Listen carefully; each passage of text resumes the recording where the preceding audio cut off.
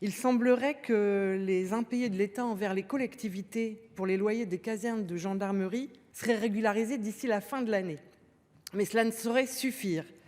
Nous craignons en effet que les crédits prévus dans le projet de loi de finances pour 2025 ne soient pas à la hauteur des besoins, conduisant à ce que cette situation se renouvelle. Il ne s'agit donc pas de simples retards de paiement, mais d'un problème budgétaire. Un rapport du Sénat a déjà montré que l'enveloppe allouée aux travaux nécessaires pour les casernes était systématiquement inférieure de 50% aux besoins d'investissement. Les collectivités, mais aussi les bailleurs qui construisent pour rendre finalement service à l'État en assurant ces opérations, ne peuvent pas être, comme on dit chez moi, à retour.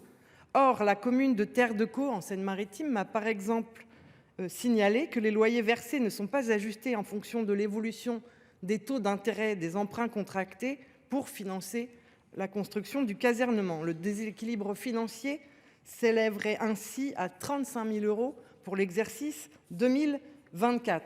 Loin des déclarations laissant entendre que les collectivités contribueraient au déficit du pays, on voit bien au contraire qu'elles investissent, qu'elles contractent des emprunts, qu'elles assurent l'entretien pour assurer les services publics et le service public à la population en construisant notamment ces bâtiments pour le compte de l'État.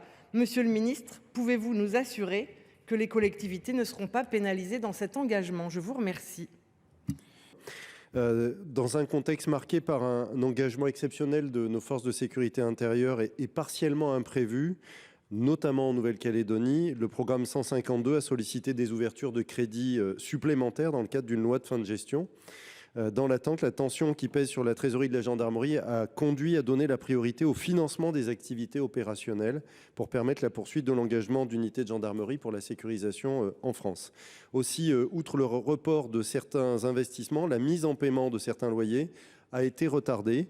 La mesure porte sur le report des seuls loyers de septembre, octobre, novembre souscrits auprès de bailleurs institutionnels métropolitains, qu'il s'agisse de collectivités ou de sociétés anonymes.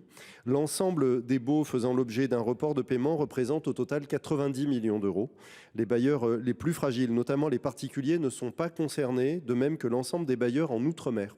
Par ailleurs, pour permettre aux bailleurs concernés de signaler les difficultés particulières auxquelles cette mesure pourrait les exposer, une procédure de recensement des baux devant faire l'objet d'une mesure d'exception a été mise en place par le ministre de l'Intérieur en lien avec les directions départementales des finances publiques. Dans tous les cas, le ministère de l'Intérieur s'engage à procéder au règlement des loyers et des intérêts moratoires associés courant décembre, dès lors que les crédits supplémentaires sollicités auront été débloqués. De manière plus globale, le ministre de l'Intérieur souhaite conduire une réflexion de fond sur le devenir du modèle immobilier de la gendarmerie. Le projet de loi de finances pour 2025 prévoit notamment de reprendre l'entretien du parc domanial. Et je m'associe à vos propos. Vous savez que je suis élu local. Je sais bien que les collectivités contribuent à l'investissement en France et pas au déficit. Je rappelle que sur les plus de 3700 casernes en France, je crois, seules 649, pour être précise, relèvent de la propriété de l'État. Et donc on voit qu'il y a un vrai et réel engagement des collectivités pour permettre à ce que l'État, finalement, s'éloigne des règles du marché. On ne peut pas imaginer que, ce faisant, elles soient pénalisées. Et donc nous serons extrêmement vigilants sur le PLF 2025. Merci.